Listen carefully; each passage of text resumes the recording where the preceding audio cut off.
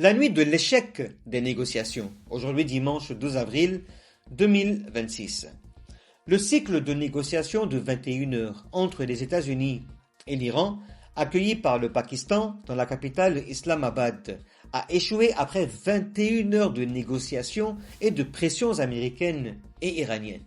Il semble qu'Israël soit intervenu sur la ligne. Vous avez bien entendu. Selon des rapports, il y a eu un appel entre Benjamin Netanyahu et Jerry Vance, le vice-président américain.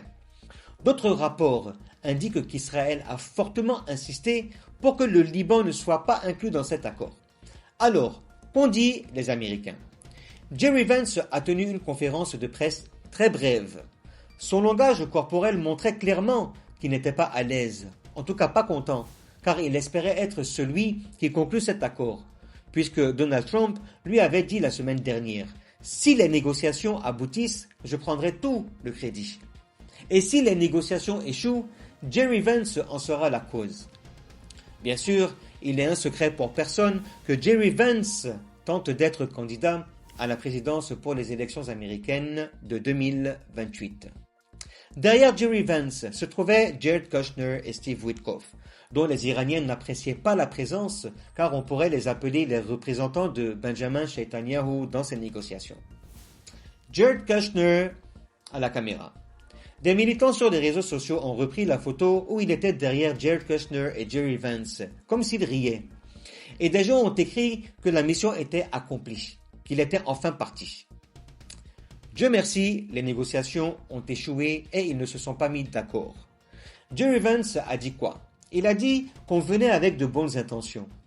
On a essayé d'arriver à un accord, on l'espérait, mais l'autre partie s'accroche à certains points sur lesquels elle ne veut pas céder ou accepter. Il a dit qu'on avait présenté la première et dernière offre. L'Iran perdra plus que les États-Unis si elle n'accepte pas cette offre.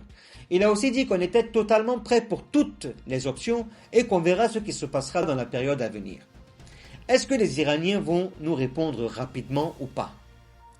Du côté iranien, Mohammad Baqir Qalibaf a écrit sur son compte officiel quelques petits points, qu'il venait aussi avec de bonnes intentions, très reconnaissant du rôle fraternel pakistanais, mais qu'ils n'ont pas confiance aux États-Unis suite à 2 négociations précédentes où l'Amérique les a trahis. Et il a dit qu'on s'est accroché à la volonté de notre peuple, aux jeunes sur le terrain et à leurs revendications. Mais en même temps, l'autre partie était très têtue. Alors, sur quoi sont-ils en désaccord? Le New York Times a dit qu'il y a 3 points principaux. Le premier point, c'est l'ouverture du détroit d'Ormuz par coordination conjointe ou que l'Iran sorte un peu de l'histoire. La deuxième histoire, c'est l'uranium enrichi et la livraison par l'Iran de 450 kg d'uranium enrichi. Le troisième point, c'est l'idée de libérer les avoirs gelés iraniens et de lever les sanctions américaines. Les 3 points, ce sont des pays. Le New York Times dit qu'ils ne se sont pas mis d'accord dessus, donc il y a un échec du cycle de négociation. Qui est le plus content de l'histoire? Le plus content de l'histoire, c'est Benjamin Netanyahu, parce que ce cycle a échoué de manière importante. Et hier, il est monté avec la Turquie. Il veut que le langage de l'escalade continue.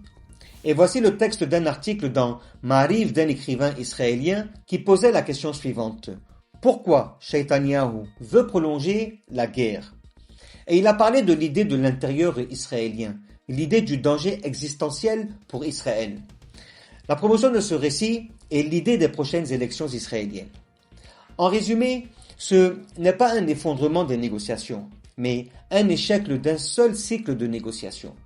On verra dans les jours et les heures à venir ce qui va se passer. Dans tous les cas, si vous avez aimé cette analyse, merci de bien vouloir vous abonner. Mettez-moi en commentaire ce que vous pensez par rapport à la situation des négociations. Likez, partagez et surtout activez la notification afin de ne rien rater de mes prochaines vidéos. Salam.